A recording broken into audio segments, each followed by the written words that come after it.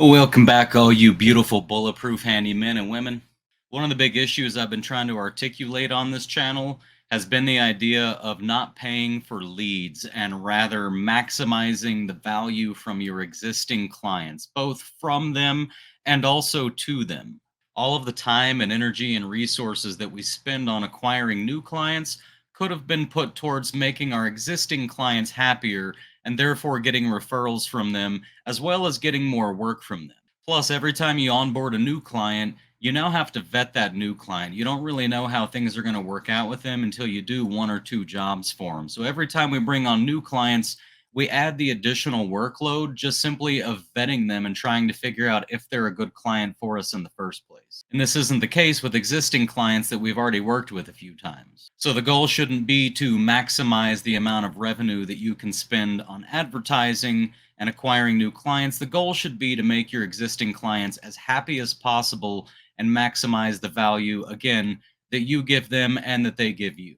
So what I'm going to do here is just go down a list real quick of some of the ways that you can maximize the revenue and the value from your existing clients. Most of these relate to just simply making sure that your name is at the top of their mind anytime they or someone they know needs some work done. So number one is maybe one of the quickest, cheapest, simplest, just absolutely easiest to execute, and that's going to be fridge magnets. And I know this sounds a little basic and a little simple, but fridge magnets do work.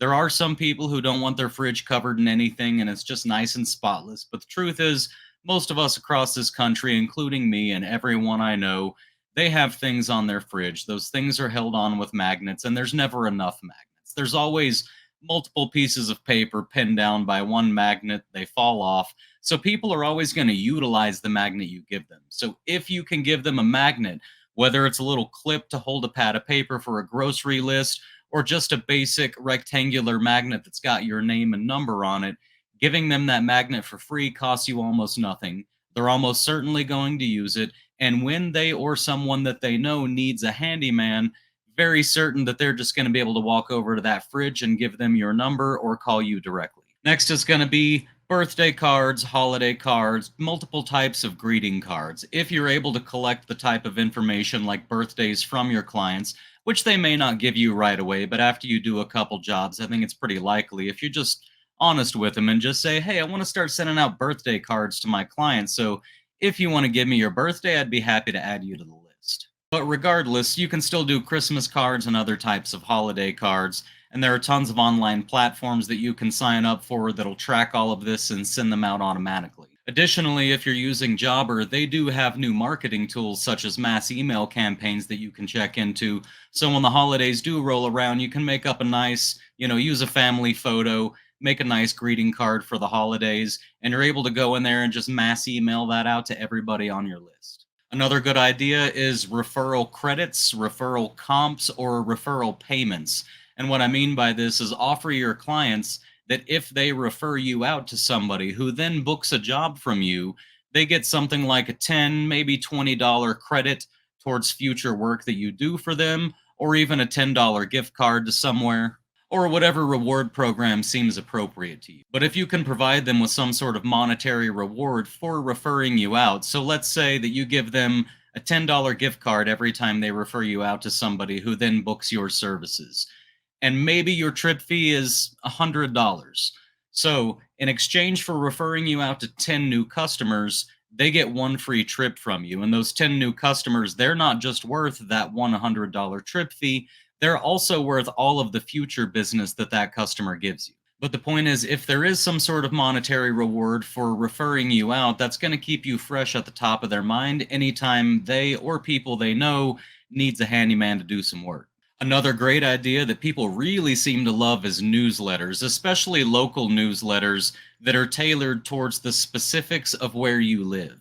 For example, here in Arizona, it's very, very, very hot and it's very dry, and a lot of people have swamp coolers installed on their house. And those swamp coolers need to be winterized during the winter, and then they need to be de-winterized when summer starts approaching. So if you're sending out these newsletters, you can send constant reminders to your clients about upcoming routine maintenance that's going to need to get done at different times of the year. And again, those mass email campaigns that Jobber does now, I think that's a perfect way to do that. And on a very related subject, you can use that same feature for things like running specials. So maybe you want to say, okay, I want to do smoke detectors for everybody. I'm going to buy a bunch of smoke detectors in bulk. I need very few tools to pull this off. I can book everybody really tight. It's a really fast job. So I'm going to offer, let's say, a reduced trip fee to come and do an inspection, battery replacement, and or smoke detector replacement for all of my existing clients. And I can just kind of mass email that out to everybody. They can save a little bit of money on the trip fee, feel a little safer that their home's taken care of, not have to pull out their ladder to get up and change those batteries and the smoke detectors.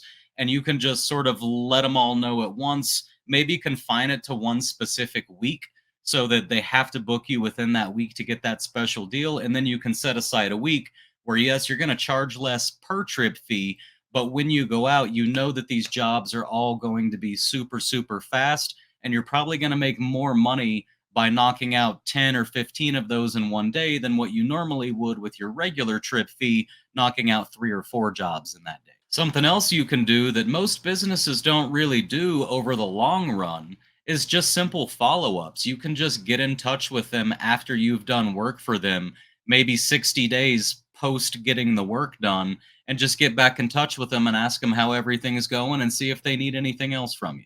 Now, something I haven't done, but that a lot of my viewers have told me that they're doing is they're getting some clients to sign up for annual or semi annual general inspections. These are paid, but you set aside a couple hours. And essentially, the idea is that you're going to show up once a year or maybe twice a year at a time that you schedule with them. And you're going to schedule a couple hours and you're just going to show up so that they can sort of point out all the things that they need done. And what you're going to do is you're going to knock out all of the small stuff that you can knock out on the spot. And anything larger, you're going to take your measurements and whatnot. You're going to go look up the materials, come up with an estimate, and send them an itemized estimate so that over the course of the next few months, as they have the finances for it, they can hire you to start knocking out those other items.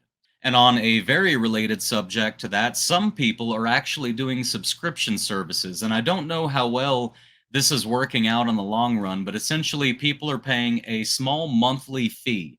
And if they don't need you that month, the fee just gets banked. And as it gets banked over time and they need your services, they can call on you, you schedule, show up, do the work, deduct from your total whatever they've banked with those fees monthly. But it's almost like having somebody on a retainer where you're providing, or rather, the client is providing the handyman or the service provider with some small monthly wage in exchange for being able to call on them in the future when they're ready to get some work done. And oftentimes these come with some sort of discount. So, for example, you might say you get $50 credit per month for $43 per month. And then they're saving, what, 14% off of the grand total that they'll ultimately pay. Now, I don't know how these have been working out. I haven't really heard from anybody back as to how it's panned out over the long run. But if any of y'all are watching this and you have been trying this out, please let me know how it's working for you because it's a really interesting new direction. Now, I think my favorite way of maximizing revenue from existing clients is simply being observant because a lot of homeowners want to take really good care of their home, but they don't know much about it. So when you pull up in the driveway, the first thing you should be doing, for example, is looking at the mailbox right as you pull up. Is the mailbox in good shape?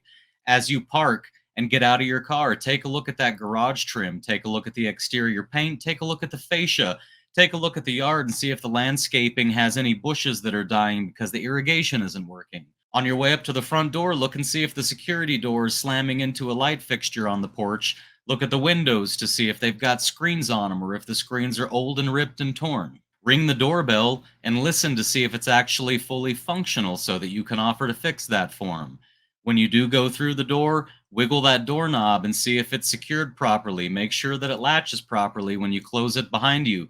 Take a look at the weather stripping all the way around the door, see if it's torn. When you turn back and look at the door, see if any light's coming through so that you know that that door is sealed really well. Once you're in the house, look for door stops. If you walk past the kitchen sink, look to see if it's dripping. In other words, just be extremely observant because a lot of times people just get used to the things that are going on around their house because those things went bad very slowly over time. And it's always felt like something more of an inconvenience rather than something that really needs to get fixed. But the more of these you notice, the quick ones you can offer to fix on the spot for a very small extra fee. Or when you leave and you go back and do the invoice, along with that invoice, you can just go ahead and send them an estimate and say, hey, I noticed a few things around your house that could use a little bit of work. Here's my pricing for those items if and when you're interested in getting them fixed. So that's not all the ideas I have. That's just sort of like maybe the top 8 or 9 of them. So, with all that being said, I love you guys. I hope you're out there killing it, and I'll see you on the next one.